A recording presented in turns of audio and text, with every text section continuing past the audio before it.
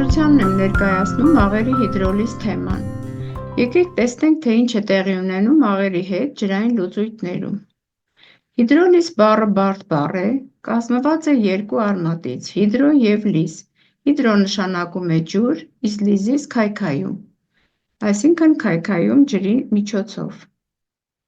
Վերցնենք 3 աղերի լուծույթներ և նրանց հետ կատարենք որոշ փորձեր։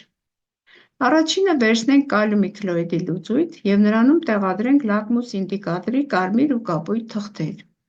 Դիտենք թղթերի գույնի փոփոխությունները։ Տեսնում ենք, որ այս լուծույթում թղթերից ոչ մեկը չի փոխում իր գույնը։ Կարմիրը մնում է կարմիր, կապույտը կապույտ։ Վերցնենք ամոնիումի քլորիդի լուծույթ NH4 քլոր։ Տեղադրենք լակմուսի թղթերը։ Տեսնում ենք, որ լակմուսի կապույտ թուղթը դարձավ կարմիր, իսկ կարմիր թուղթը մնաց անփոփոխ։ Վերցնենք կալիում CN-ի լուծույթը, նորից ստուգենք ինդիկատորի գույնի փոփոխությունը։ Տեսնում ենք, որ կարմիր թուղթը դարձավ կապույտ, իսկ կապույտը մնաց անփոփոխ։ Ինչով են պայմանավորված լակմուսի թղթերի այս փոփոխությունները։ Սա հասկանալու համար կատարենք ևս 3 փորձ։ Վերցնենք որևէ թթվի ջրային լուծույթ, օրինակ H քլորի, և նրանում տեղադրենք լակմուսի կարմիր ու կապույտ թղթերը։ Տեսնում ենք, որ լակմուսի կապույտ թուղթը դառնում է կարմիր, կարմիրը մնում է նույն գույնի։ Ինչով է պայմանավորված լակմուսի թղթի կարմիր գույնի առաջացումը։ Քլորաջրածնի մոլեկուլները ջրային լուծույթում դիսոցվում են, առաջացնելով ջրածնի կատիոններ և քլորիդ անիոններ։ Լակմուսի կարմիր գույնը պայմանավորված է հենց H+ իոնների առկայությամբ։ Այժմ լակմուսի թղթերը տեղադրենք ալկալու լուծույթում, կալիում OH-ի։ Կտեսնենք, որ կարմիր թուղթը դառնում է կապույտ, իսկ կապույտը մնում է անփոփոխ։ Կալիում OH-ը լուծույթում լրիվ դիսոցվում է, առաջացնելով կալիում+ և OH իոններ։ Հենց OH իոններն են լակմուսի թղթին հաղորդում կապույտ գույն։ Այժմ լակմուսի թղթերը տեղադրենք թորած ջրի մեջ։ Նկատում ենք, որ մաքուր ջրում լակմուսի թղթերը չեն փոխում իրենց գույնը։ Ընդհանրացնենք։ Բոլոր ջրային լուծույթներում կարող են լինել և H+ և OH իոններ։ Այդ իոնների կոնցենտրացիաների արտադրյալը հաստատուն մեծություն է։ 25 աստիճանում այդ արտադրյալը հավասար է 10-14 մոլ քառակուսի լիտր քառակուսու։ Թթուների լուծույթներում գերակշռում են H+ իոնները, այստեղ ունենում ենք թթվային միջավայր։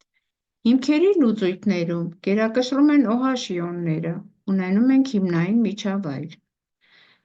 Թորած ջրում H+ և OH իոնների կոնցենտրացիաներն իրար հավասար են, որևէ իոն չի գերակշռում, ունենում ենք չեզոք միջավայր։ Վերադառնանք մեր աղերին։ Ստացանք, որ կալիումի քլորիդի լուծույթում լակմուսի թղթերն իրենց գույնը չեն փոխում, այսինքն լուծույթի միջավայրը չեզոք է։ Ամոնիումի քլորիդի լուծույթում լակմուսի կապույտ թուղթը դառնում էր կարմիր, հետևաբար լուծույթի միջավայրը թթվային է, և կալիումի ցիանիդի լուծույթում կարմիր թուղթը դարձել է կապույտ, այսինքն այն ունի հիմնային միջավայր։ Ինչն է պատճառը, որ այս աղերի լուծույթներում ստեղծվում են տարբեր միջավայրեր։ Չէ՞ որ կալիում քլորի, NH4 քլորի և կալիում CN-ի մոլեկուլներում չեն պարունակվում ոչ ջրածնի ատոմներ, ոչ հիդրոքսիլ խմբեր։ Յուրաքանչյուր աղ կարելի է համարել հիմքի և թթվի փոխազդեցության արգասիք։ Հիմքից աղի մեջ մտնում է մետաղի կատիոնը, իսկ թթվից թթվային մնացորդի անիոնը։ Օրինակ, նատրիում 2SO4 աղը առաջացել է նատրիում OH հիմքի և H2SO4 թթվի փոխազդեցությունից։ Կալիում քլորը լուծույթում դիսոցվում է կալիում կատիոնների և քլորիդ անիոնների։ Ջուրը նույնպես մասամբ դիսոցվում է H+ և OH իոնների։ Կալիում+ իոնները ձգվում են OH իոնների կողմից, իսկ քլոր- իոնները H+ իոնների կողմից։ Սակայն և կալիում OH-ը և H քլորը ուժեղ էլեկտրոլիտներ են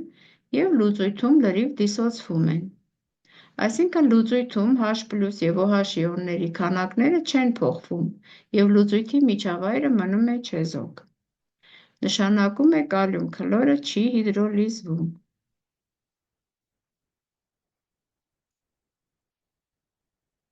NH4 քլոր աղը ջրային լուծույթում դիսոցվում է ամոնիում կատիոնների և քլորիդ անիոնների։ Ջուրը նույնպես մասամբ դիսոցվում է H+ և OH իոնների։ NH4+ իոնները ձգվում են OH իոնների կողմից և միանում կազմելով NH4OH-ի մոլեկուլներ։ Քանի որ NH4OH-ը թույլ էլեկտրոլիտ է,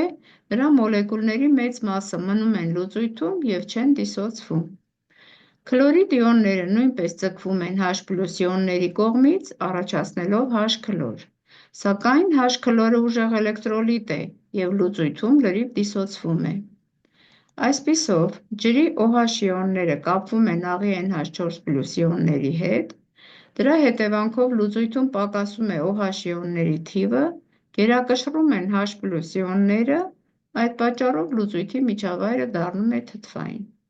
Ընդհանրացնելով կարող ենք գրել. Աղի իոնների փոխազդեցությունը ջրի մոլեկուլների հետ, որի հետևանքով առաջանում է թույլ էլեկտրոլիտ, կոչվում է աղերի հիդրոլիզ։ Քանի որ ջրի մոլեկուլների հետ փոխազդում են NH4+ իոնները, այսինքն կատիոնները, այսպիսի հիդրոլիզը կոչվում է ըստ կատիոնի, իսկ այսպիսի լուծույթի միջավայրը պայմանավորված է աղի ուժեղ բաղադրիչով թթվով, հետևաբար այն թթվային է։ Կալիում CN աղը ջրային լուծույթում դիսոցվում է կալիում կատիոնների և ցիանիդ անիոնների։ Ջուրը նույնպես դիսոցվում է H+ և OH իոնների։ CN- իոնները ձգվում են H+ իոնների կողմից և միանում կազմելով HCN-ի մոլեկուլներ։ Քանի որ HCN-ը թույլ էլեկտրոլիտ է, նրա մոլեկուլների մեծ մասը մնում են լուծույթում և չեն դիսոցվում։ Կալիում+ իոնները նույնպես ձգվում են OH իոնների կողմից, առաջացնելով կալիում OH, բայց արդեն ասացինք, որ կալիում OH-ը ուժեղ էլեկտրոլիտ է և լուծույթում լրիվ դիսոցվում է։ Այսպիսով, ջրի H+ իոնները կապվում են աղի ցիանիդ իոնների հետ, դրա հետևանքով լուծույթում պակասում է H+ իոնների թիվը, գերակշռում են OH իոնները, այդ պատճառով լուծույթի միջավայրը դառնում է հիմնային։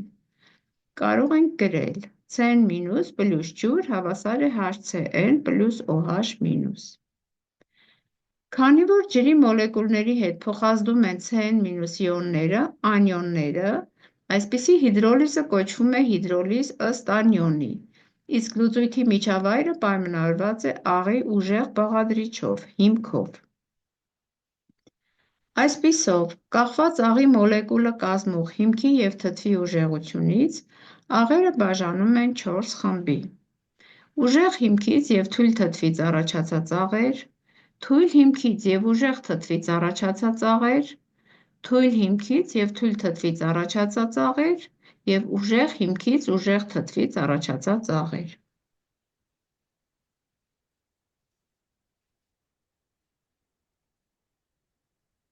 Այս աղերից չորրորդները չեն հիդրոլիզվում։ Մնացած տեսակները հիդրոլիզվում են, առաջացնելով տարբեր միջավայր։ Ստորև բերված են աղերի հիդրոլիզի տեսակները և նրանց լուծույթներում առաջացող միջավայրերի բնույթը։ Եվ վերջում, որպես ինքնուրույն առաջադրանք, որոշեք խնդրեմ հետևյալ աղերի ջրային լուծույթներում հիդրոլիզի տեսակները և լուծույթի միջավայրը։ Շնորհակալություն ուշադրության համար։